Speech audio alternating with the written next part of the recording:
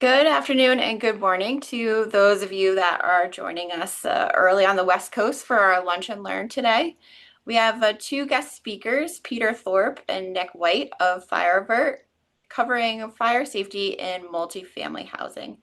Peter Thorpe is the CEO and founder of FireAvert and a former firefighter with nearly 2 decades of frontline experience. During his time in the fire service, he repeatedly responded to devastating kitchen fires, many of which were preventable, sparking his mission to find a smarter, proactive solution. In 2011, Peter invented the original FireAvert auto stove shutoff, a breakthrough technology designed to eliminate the leading cause of residential fires, unintended cooking. Since then, he has worked closely with multifamily operators, insurers, and safety professionals to bring practical, scalable fire prevention solutions to properties nationwide. FireAvert has gained national recognition, including an appearance on Shark Tank for its innovative approach to protecting residents and reducing risks. Fires is a very large topic for us here at HAI Group. Specifically, cooking fires has been our number one claim, with it costing approximately $86 million over the last 10 years. So this is a very near and dear topic to us. So I want to thank Peter and Nick for joining us today. And I'm going to hand it over to Peter so that we can start the session. I'm sorry, I just do want to remind people that if you do have questions, please feel free to put them in the Q&A and we will try to answer those as we go through the presentation. Thank you. Wonderful. Thank you, Elizabeth. Thank you, HAI Group. It's an honor to be with you all and to share some of these fire safety tips with everybody. And we really appreciate everyone's time. So as Elizabeth was sharing, I've been a career firefighter for just over 20 years now. It's been a wonderful career. I retired full-time from the fire department 4 years ago, and now I volunteer at a smaller department in my hometown. But being a firefighter was so much fun. My grandfather was a firefighter. It's something I always wanted to do. And because of being a firefighter, I had the idea for FireAvert. We'll get to that towards the end of the presentation. And it's just been an amazing adventure. So that being said, we're going to start with a fun video. So in my career, I had an opportunity to, unfortunately, or good experience too, but respond to a lot of fire. So we're going to start this fun video. This is a real video from one of the fires I responded to. This was probably about 5 or 6 years ago. This is Thanksgiving morning, about 7:30 in the morning. Everyone was sleeping. This is the multifamily property. This is what we Command, engine 24 is on scene. We are on the southwest corner. Do you want us to set up on the south side with a stick? I want you to take the DA corner. Put your stick up on that DA corner. We'll have ladder 25 come in on this AB corner. Turn right onto North Canyon Road, then turn right. Medic 21 clear medical. We're going to go grab the rescue. We'll be in outside fire. There you go. So you even heard the Garmin there speaking of which way to turn, but that's how you know it's real.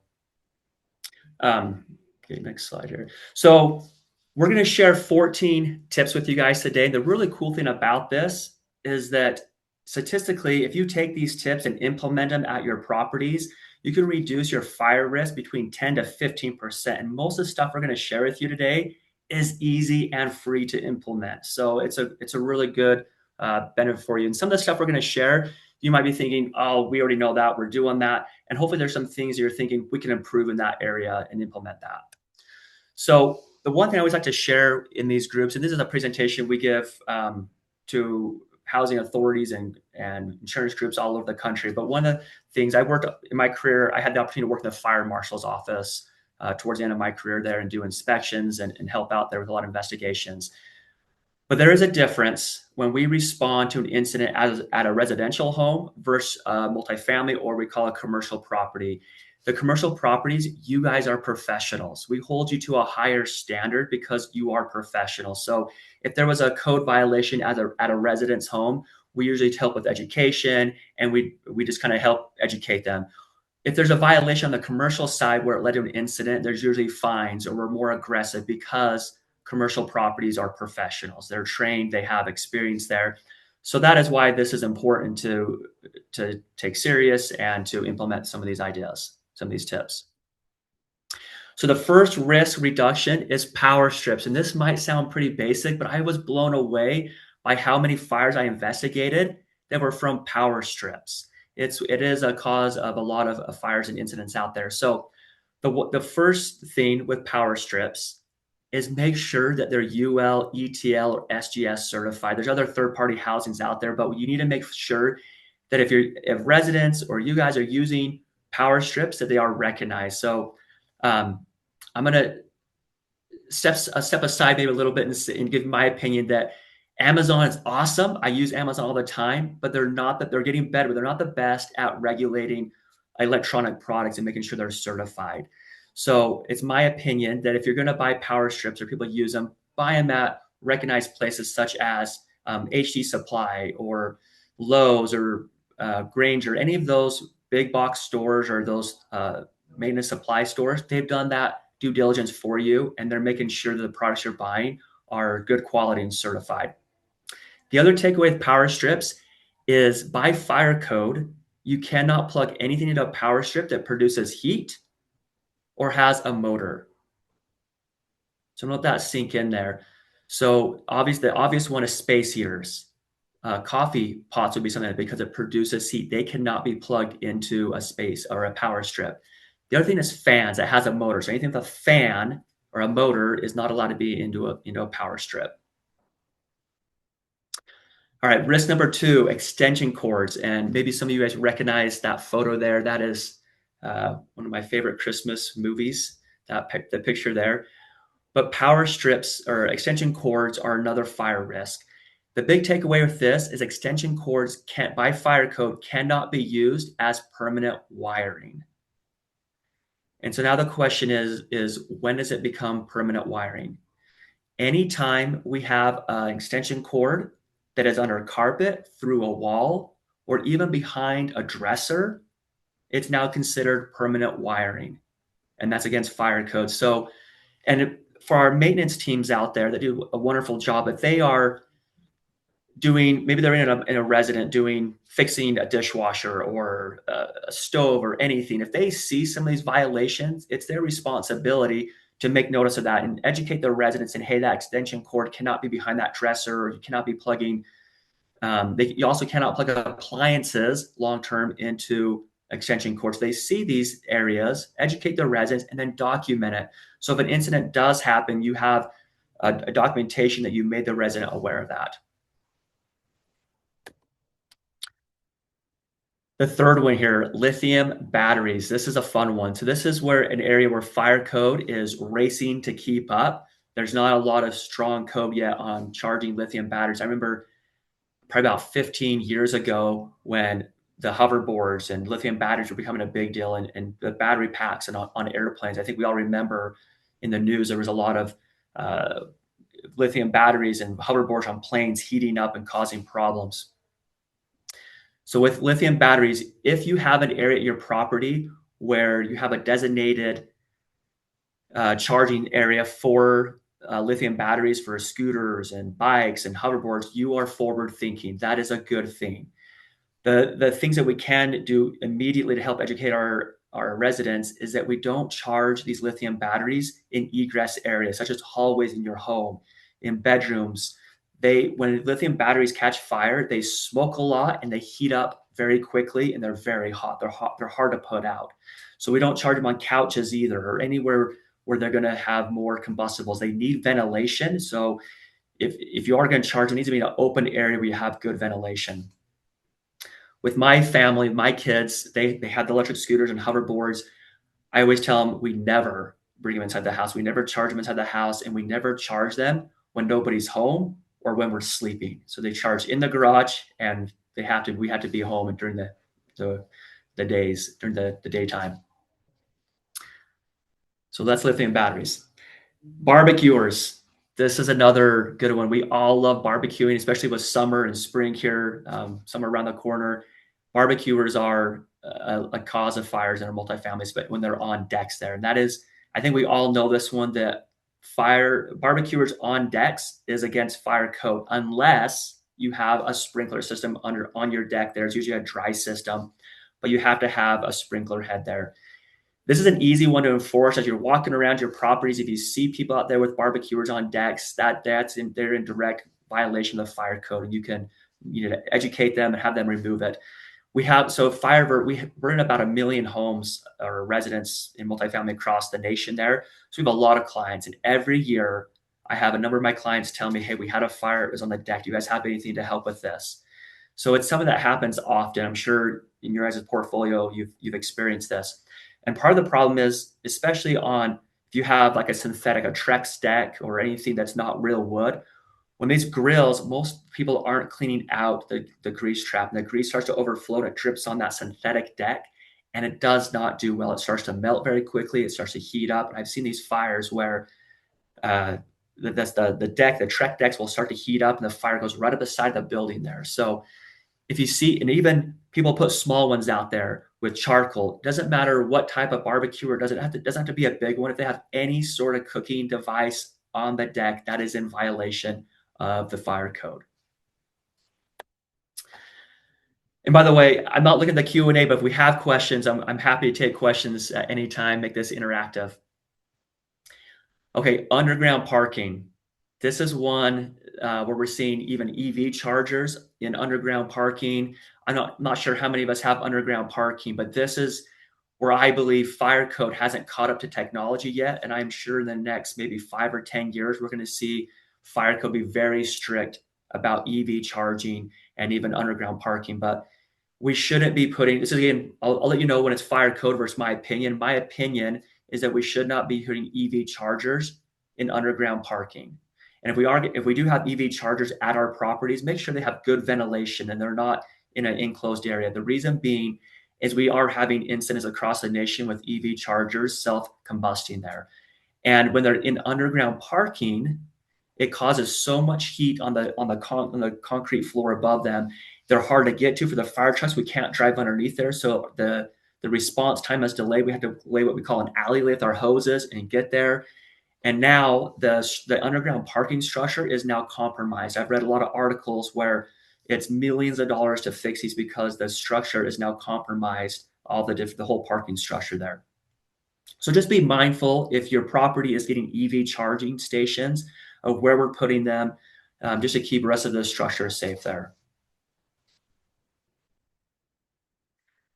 Fire egress. This is one that fire marshals are big on. So if this picture here, maybe some of you guys can see what is wrong with this picture here. This is a real picture. I was on an inspection and I came across this and I said, this is classic. So I shared this picture here. Obviously, you can see what's wrong here is they're doing a remodeling and we have an exit sign right there where it's walled. The doors are walled up there. This is something that there's going to be a fine issued. This is, if there's an incident, this would be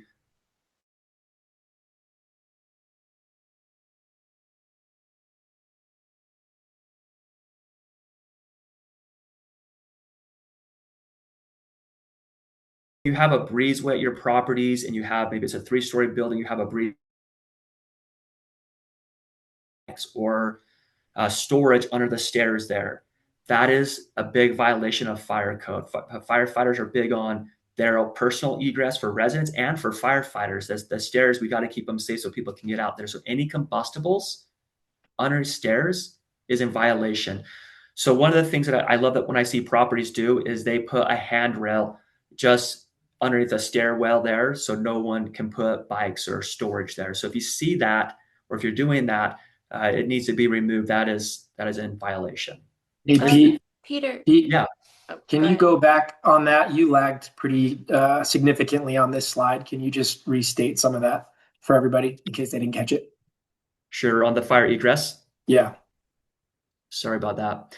Yeah. So this here is a picture of an exit sign that is being lit up and the exit has been walled off there. So this is during construction there.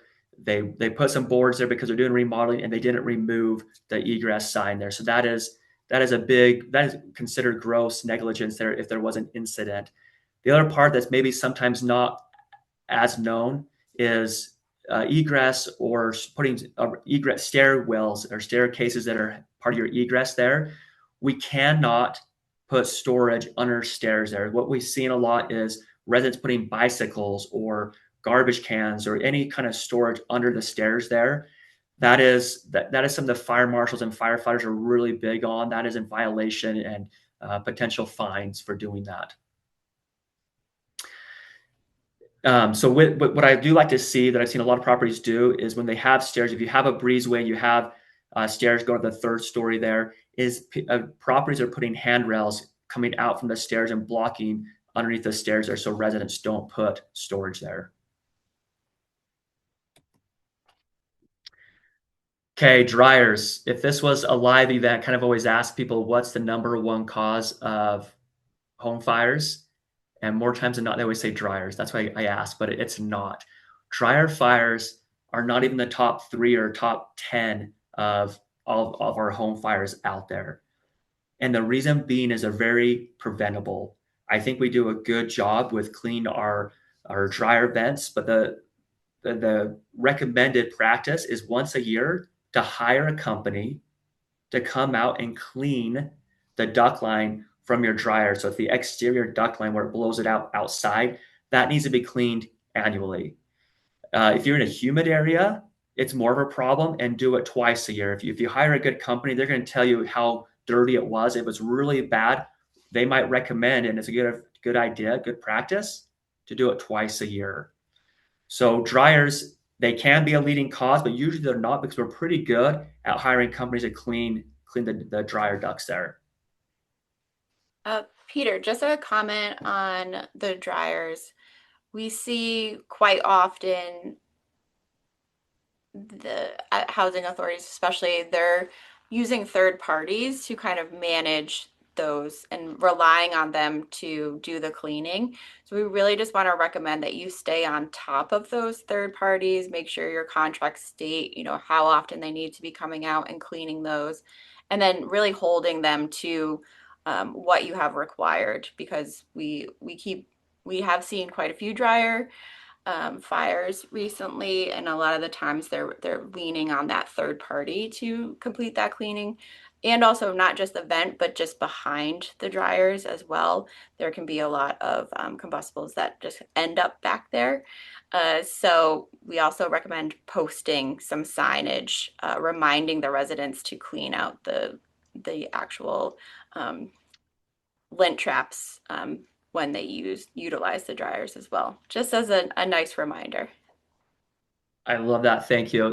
And you're absolutely right. There's the inside where it's the residents' responsibility to clean that lint trap, and educating them on that. They should do that, of course, every time is super helpful. But then the outside, you're usually hiring a company to clean the outside there, and asking them, how dirty was it? Should we be doing this more than once a year? Is a good practice there. But and behind those dryers, they need to be cleaned on turns or even more regularly, just to help keep it safe there.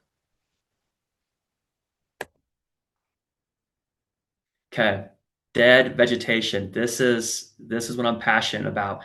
With all of our clients, every year I hear multiple stories of them having a fire that started on the outside. And I'm sure some of you have seen this. It's usually a resident that's smoking. They're walking in and they throw that cigarette butt just on the outside there in the vegetation. They try to stomp it out. They're not always good at it. But dead vegetation, first of all, it doesn't look good, and it's a fire hazard. So if you have any dead vegetation, this is an easy one where you can just remove that vegetation there. The urban wildlife experts out there, they say you shouldn't have any dead wildland or any dead plants or trees within 20 feet of your structure. So this counts as dry grass. If you have big pine trees, one of the big ones we see is that the pine needles drop every year. And if you look underneath, you usually have like inches of dry needles there. That's a big fire hazard. I don't like pine trees next to structures. If you have them, clean them regularly, maybe every 6 months, get those pine needles out of there, especially in the spring and fall when you might have accumulation of them. So dead vegetation. The other thing that we see is pine needles or leaves, vegetation. If you have rain gutters on your structure, they get stuck in there, and that needs to be cleaned out. And so what we've seen a lot of is if you're in an area where wildland fires are a potential, embers from that fire, they can travel 1 to 3 miles.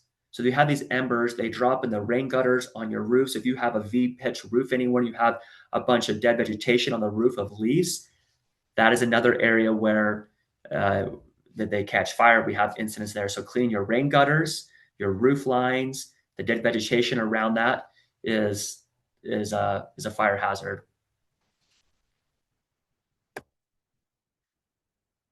Okay, paints and pesticides. You guys, is the internet good? Can everyone hear me still? Yes. Okay, that's good. Okay, paints and pesticides in our maintenance shops, at our properties, that you need to have proper storage for these chemicals, these paints. They don't really, and the next slide will help distinguish this, but these ones don't really self-combust. But when they catch fire, they add a lot of fuel, a lot of heat. They're hard to put out there.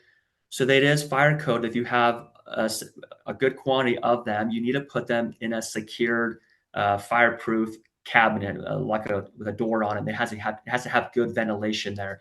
So proper storage of your paints and all your pesticides there require proper storage. They cannot, if you have, 10 or plus bottles there, they cannot just be on your shelf and all over in your maintenance shop there.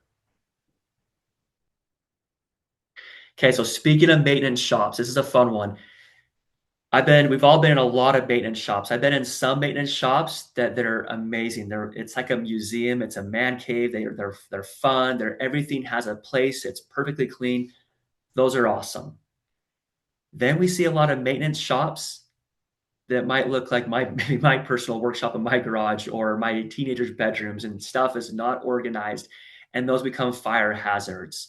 And again, because you're professionals, if that's investigated or if that's inspected by a fire marshal, you're going to have there are going to be concerns there. And so some of the code violations that we see in maintenance shops is that if we have shelving, the storage needs to be 18 inches below the ceiling, especially if you have a fire sprinkler head there. You have to be 18 inches below that sprinkler head. So if you have shelving against the wall, you can go above that. I recommend to keep it at 18 inches below the ceiling. But if you have shelving down a hallway, you cannot be within 18 inches of the ceiling per the fire code. All right, oily rags. This is one, if you haven't seen this, it's a pretty interesting thing that happens here. But oily rags, they spontaneously combust. When I was a career firefighter on the engine company, we respond to these garage fires. And more times than not, I'd go in the backyard and see this deck that just looked beautifully stained, and asked the homeowner when he restained it. He said, just yesterday. And sure enough, he took his oily rag, just threw him in the bottom of his garage or hung him up on his workbench, and he didn't clean them. Oily rags there from linseed oils, lacquers, stains. After a few hours, they will self-combust. I've been investigated a number of fires where that was the root cause of the fire there. So the good practice with any oily rags is that we wash them, clean them, and then put them outside to dry with good ventilation there, and watch them. We don't take oily rags once they're used and just throw them in a dumpster. You're going to have an incident there. Anti-tips and strain relief equipment. These are required by fire code.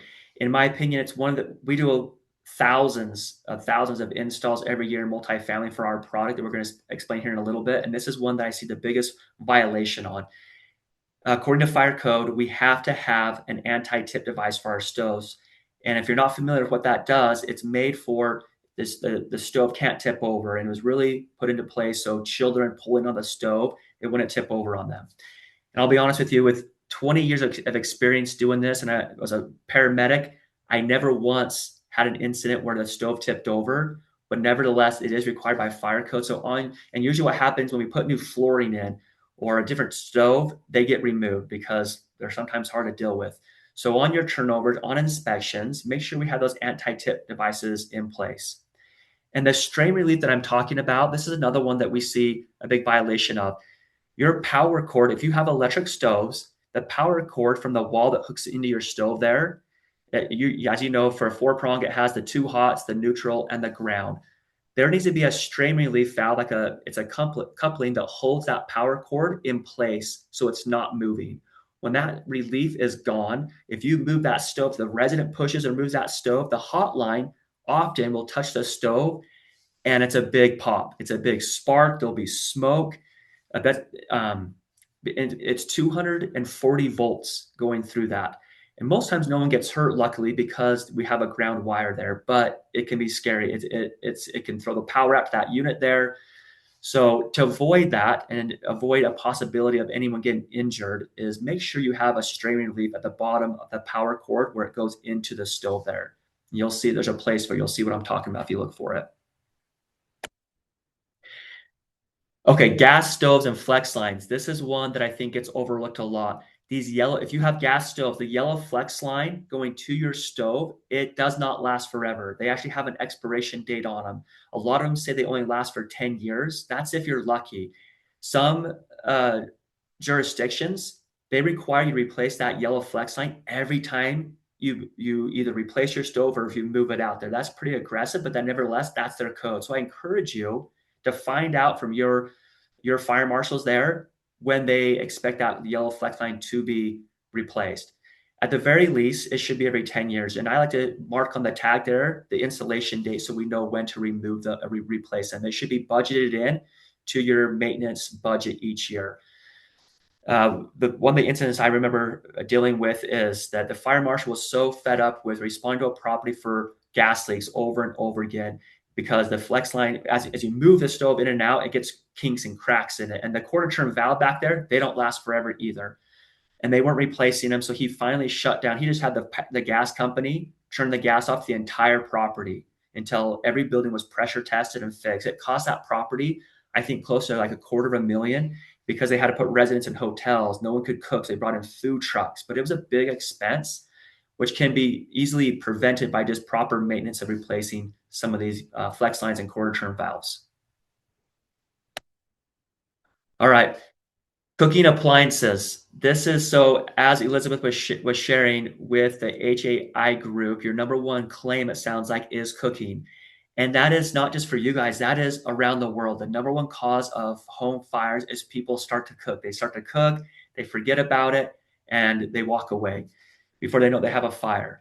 The good thing is these can be prevented and mitigated the same way as dryer fires can because of proper dryer inspections and maintenance on them. It's not a big cost. So we can help with cooking fires. This is where FireAvert technology comes in. So I'm going to shift from these fire risk to FireAvert technology. So the number one cause in multifamily is cooking, is kitchen fires. 72% of all fires in multifamily are from cooking. So when I was a young rookie firefighter, just having the time of my life, I started realizing that every shift to the firehouse, we went on some type of cooking fire. Usually it was we'd get there, homeowner was gone, we popped the door, no fire, but a lot of really bad smoke. Sometimes there was a lot of fire, most times it was just a really bad smoke. It was on one of these incidences that I was driving the engine back to the firehouse, and I had this idea.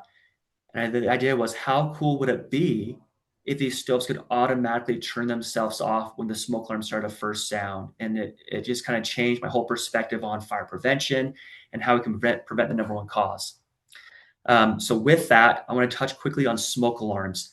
Smoke alarms save lives. They're required by fire code. And the alarming statistic down there is residents are 2.5 times more likely to survive a fire if we have working smoke alarms.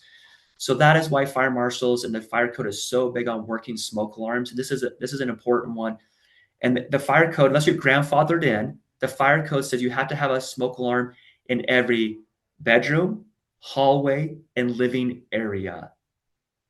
And people always ask, we want one in the kitchen. Fire code does not recommend one in the kitchen. And actually, NFPA says don't put a smoke alarm within 15 feet of any cooking appliance. That's their recommendation. But these smoke alarms, now the technology is getting so good that we have 10-year lithium batteries. So they're lasting longer. Residents aren't removing them. We're getting better at it. But nevertheless, they do require an annual inspection, and they need to be in place.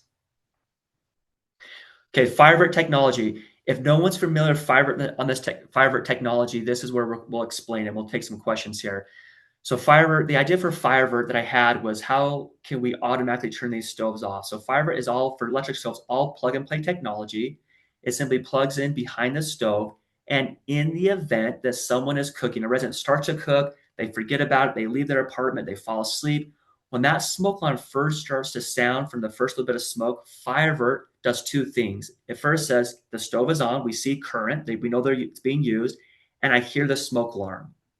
And it waits about 30 to 40 seconds to make sure the homeowner doesn't turn the stove off themselves. If no one turns the stove off, FireAvert automatically turns the stove off before it reaches ignition temperature. So by removing the heat source, we have no fire, we have no smoke damage, and there's no incident. So the nice thing about this, yeah. Sorry, I thought you were done. Can you clarify why gas is not plug and play or the difference there? Great question. So FireAvert works on electric stoves and gas stoves. The gas stoves are not plug and play because you have to remove the gas line at the quarter turn valve, put our solenoid in place and put it back on there. So it takes a little bit more time there. With that, are there any questions right now on this technology? One of the common questions that we get is, how do you reset it? For electric stoves, it's very simple. They now auto reboot. So once the smoke alarm has stopped sounding and the resident has turned the stove to the off position, after a minute or two of that, it automatically turns back on. Or if they want to do it faster, they can just scan a QR code and turn it back on immediately. For gas stoves, how you reset a gas stove is it does not auto reboot for the gas stove. It's also very simple. You scan a QR code that we put on the stove there, and that by scanning that QR code and playing a unique sound on your smartphone, it auto reboots as well once you scan that QR code. Peter, have you had any reports of any issues with the gas and kind of restarting those? And what would you recommend? Great question. Yes, for residents, we have seen that it might be difficult for them to scan that QR code, but what we have learned over and over again with proper tenant education, it's easily resolved. So we provide a tenant resident letter that you can email to your resident saying what FireAvert is, how it works, and how to reset it. And once that resident learns to scan that QR code and play the unique sound, the problem's resolved. And later next month, we're making it even more simpler for gas stoves. There's a little button that you put on top of the stove that has a magnet. You push that button and it auto reboots like an electric stove will. So it's simple now, and it's getting even more simpler in the near future. And then we also did have a question regarding the cost. Great question. The cost, if you go with the FireAvert electric, you're about $115. And that includes the monitoring, us installing it. If you're on the gas stove, you're about $125. Nick, is that accurate there? Yeah, it's a little bit of a range there, but that'd be a good average to use. Okay. And again, it's all based on volume, so it could fluctuate down a little bit or up, but that is the range. Gas stoves are about $20 more for the hardware and about $30 to $40 more for the install because it does take more time. These are great questions. Any more questions on how the product works? Okay. This is important. This is what I really like to kind of help people understand the difference of suppression versus prevention. So FireAvert is a true prevention product, meaning that we prevent that fire from ever starting. By removing the heat source, there is no fire. Suppression products are great too. There's a lot of them out there. Suppression would be like if you use baking soda, you dump something on it. There's products out there that do a dry powder or a liquid. They're all great. They suppress it. The truth behind it is that if you use suppression, it will reignite. So it's a matter of time. And we have here at FireAvert headquarters, we have a burn room where we test everything from dry powders to fire extinguishers, all the different options out there. And time again, suppression will reignite after 1 to 3 minutes typically. So sometimes we've been seeing it less than a minute, it'll reignite. So that's the difference of suppression and prevention. We always say prevention is cheaper than suppression because it doesn't wait for a fire to start.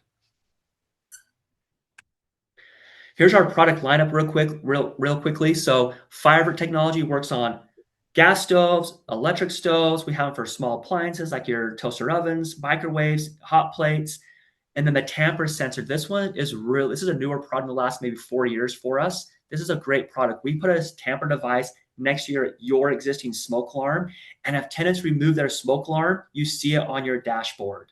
So you have an access to log in and see all of our products. They're online. And now instead of doing inspections on every single unit, you're notified immediately if someone takes down their smoke alarm, so you can quickly get them back in place. And then we have water leak detection, and a really cool new one, we have an auto water shutoff device. And this is a growing trend out there, that instead of just alerting you that there's a water leak, maintenance can have it automatically, or getting on their smartphone, shutting off water to a specific unit if they've confirmed that there is a water heater that's leaking, or a problem there. Real quick, We do Pete. have we do Yeah. have a question regarding the electric stove. For the electric stove model, does the breaker not have to be reset when you're trying to turn it back on?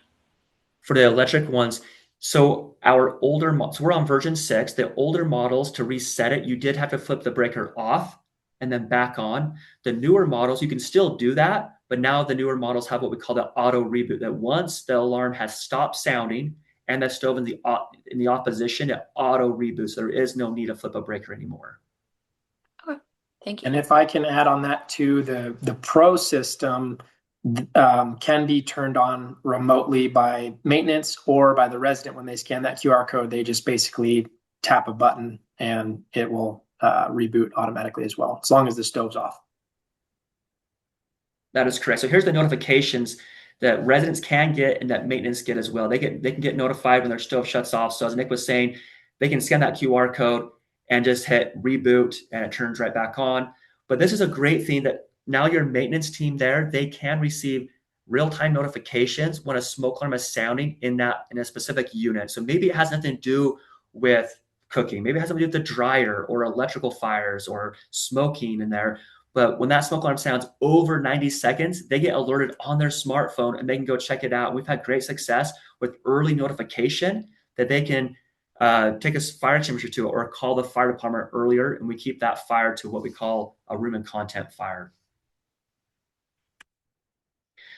Okay, so with FireAvert Pro, I should maybe specify, most of our customers go with our Pro monitoring and they get all the real-time notifications. If you don't want monitoring or any of that, we do have FireAvert just standard with no notifications. But today we're going to focus on the monitoring aspect of that, because you get a lot of really good data and a lot of powerful tools. So with FireAvert Pro, you're going to get all the notifications I mentioned, but you have access to see, hey, are all our FireAvert devices plugged in? How often have they cut power? How many fires we prevented? All the data behind it. We also do, we give every tenant a fire risk score. And this is fascinating. So what we do is we're monitoring how often they use their stove, the time of day they use their stove, how often their smoke alarm is sounding when they're cooking, all these different data points. And based on their risk, they get a 1 through 10. So a 1 means they've literally never turned their stove on. They're not a risk. All the way to 10, meaning every time they cook, they're forgetting about it. The smoke alarm is sounding, their stove shuts off. They cook for long periods of time. We know that these like 8 to 10, they're going to have an incident sooner or later. So we provide that. And then HAI has an amazing safe cooking video that these tenants can watch. Everyone should watch it, but now we can really help drill in for tenant education on where we need to. And with that, so Nick is now going to share with you guys a case study. We've been in business for over just going on 15 years now, and we have over 1 million devices deployed. So a year ago, we got all the insurance data from our customers. We got 5-year loss history reports to see how effective FireAvert was, and Nick's going to share with you one case study. We do just have one question regarding any feedback on false alarms. I love that question. So with our version 1 and even 2, there was a lot of false, what we call false positives, where it thought it heard a smoke alarm and it cut power. Vacuums would do it. Certain music would do it, like AC/DC would cut power to it. FireAvert has put in over $1 million in R&D to perfect our algorithm, and on version 6 here, we can tell you that we don't have false trips, especially on the electric stove side there, because the stove has to be on. But we're very, very proud and very good at knowing that if the stove did cut power, it's from the sound of a smoke alarm. Great question.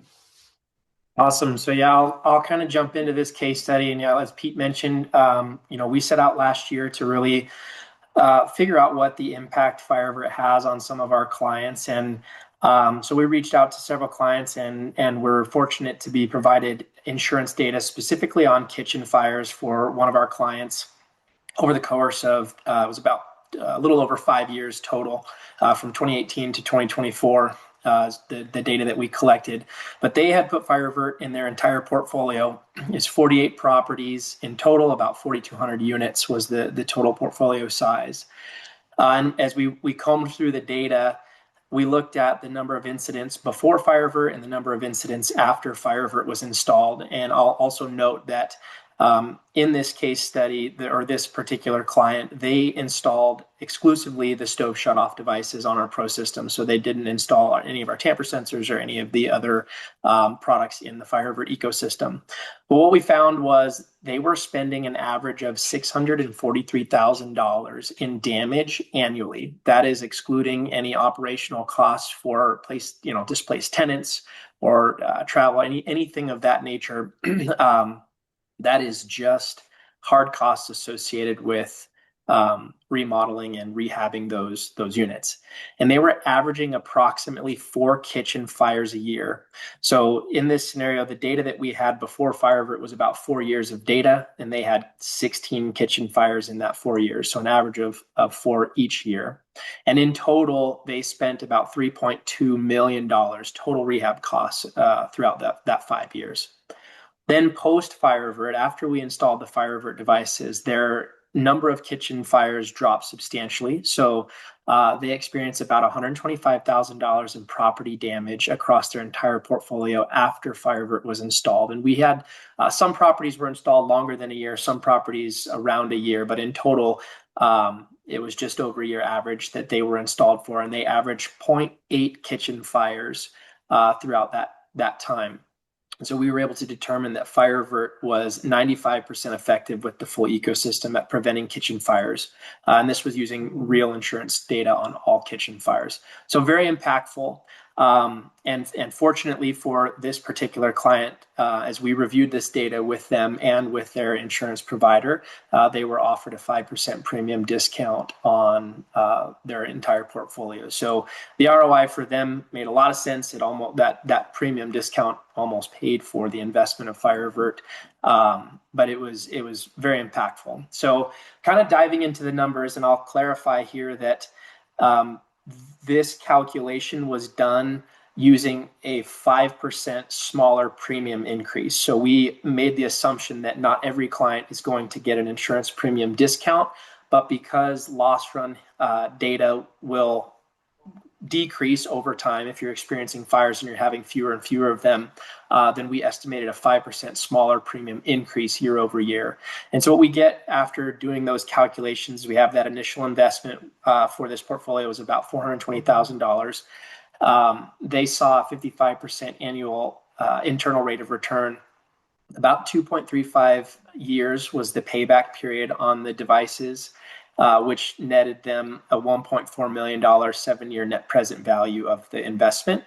And then when we factored in the reduction in operational costs, and again, this was using kind of national data as averages for displaced tenants and how long tenants are displaced, since we didn't have that data from the insurance provider, we estimated that the total portfolio value increased by almost $12 million over the course of 7 years because of the reduction in fires at this particular portfolio.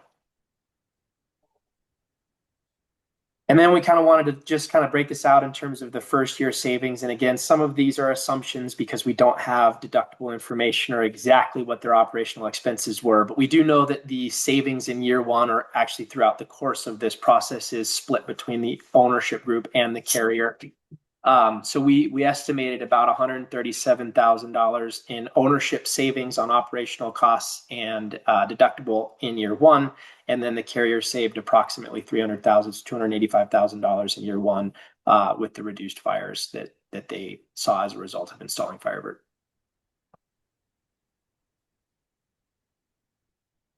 Are there any questions on the case study specifically? No, I don't see any currently. Wonderful. And then this slide just kind of points out some of the other clients that we have installed or have FireAvert in almost their entire portfolio. Some of these names may seem familiar. They span from multifamily ownership groups, owner operators. Some of them are property management companies, developers, but we kind of very heavy in the multifamily world and a few housing authorities as well.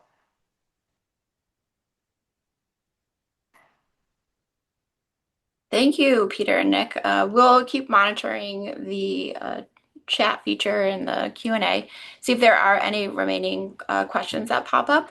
But I do want to just take a couple moments. We know that all fires are a major concern on multifamily properties and want to mitigate the risk as much as possible to prevent the loss of life and protect our assets. So one of the obstacles in doing so can be funding, which is why I'd like to take a few moments just to speak about our loss prevention fund, which is available to our HAI Inc. members. This is a $3.5 million fund that is set aside by our board each year for risk management or cybersecurity projects in housing. I mention it today because the application period for this fund is still currently open. It will close on May 31st. So I do recommend that you access the application through our website at haigroup.com. It's right in the middle of our homepage. Just click on the link. So if you have just completed any risk management project like installing security cameras, upgrading your fire protection equipment, key access system, or looking to complete a risk management project in the near future, I recommend that you please head to the website to access the application. You can feel free to reach out to me if you have any questions regarding the application or would like to confirm your HAI Inc. membership. In addition to the Loss Prevention Fund, we have recently launched our Equity Dividend Program. In this program, designated A members that have accumulated equity dividends are able to access the funds for risk management projects.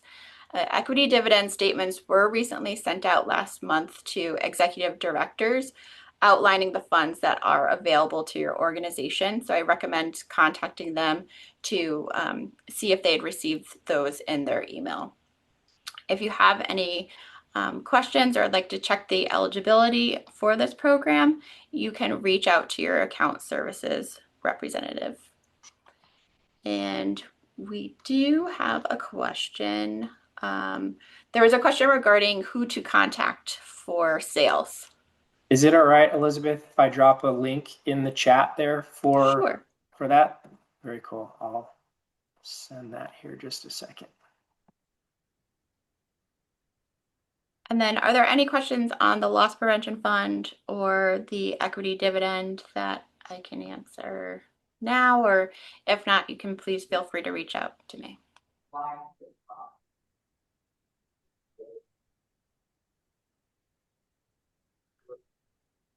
Do you have a shout out from San Antonio that they have been using your product for over a year now? Anna, thank you, Anna. We appreciate that. We appreciate all of our customers.